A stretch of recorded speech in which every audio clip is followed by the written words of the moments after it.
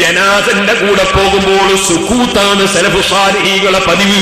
സുക്കൂത്ത് എന്ന് പറഞ്ഞാൽ മൗലവിന്റെ അർത്ഥം മിണ്ടാതിരിക്കൽ എന്നാണ്. നവവി ഇമാം അതിനർത്ഥം പറയുന്നതോ ഫലാ യുർഫഉ സൗത്തുൻ ബിഖിറാഅത്തിൻ വലാ ദിക്രിൻ വലാ ഗൈരി ദാലിക. ഞാൻ സുക്കൂത്ത് എന്ന് പറഞ്ഞതിന്റെ ഉദ്ദേശം ചൊല്ലാതിരിക്കലല്ല, മറിച്ച് അമിതമായി ശബ്ദമുയർത്തരുത് എന്നാണ്. ബാങ്ക് കൊടുക്കുമ്പോലൊക്കെ ശബ്ദം വേണ്ട, തക്ബീർ ചൊല്ലുമ്പോലൊക്കെ ശബ്ദം വേണ്ട, ദിക്ർ ചൊല്ലിപ്പോകണമെന്നാണ് ഇമാം നബവി പറഞ്ഞത്.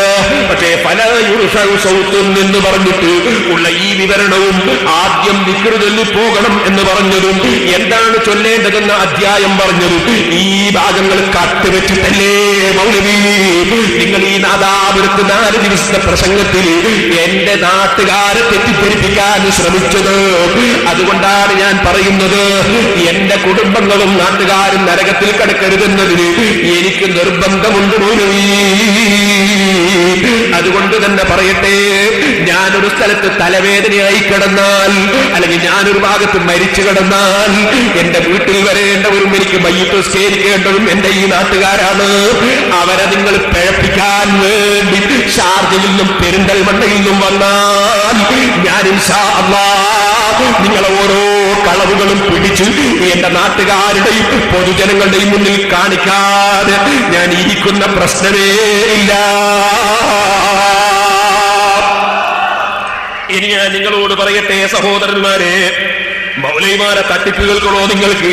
തുഹഫയിലുണ്ട് ഇബ്നു ഹജർ അൽ-ഹൈതമി റളിയല്ലാഹു അൻഹു പറയുന്നു, ദിക്ർ ചൊല്ലണം ലാക്കിറൻ ബിലിസാനിഹി സിറൻ, നാവ് കൊണ്ട് പതുക്കെ ദിക്ർ ചൊല്ലി പോകണം മയ്യിത്തിന്റെ കൂടെ. അതിന് ഒരു മൗലവി അർത്ഥം വെച്ചത് കേൾക്കണോ?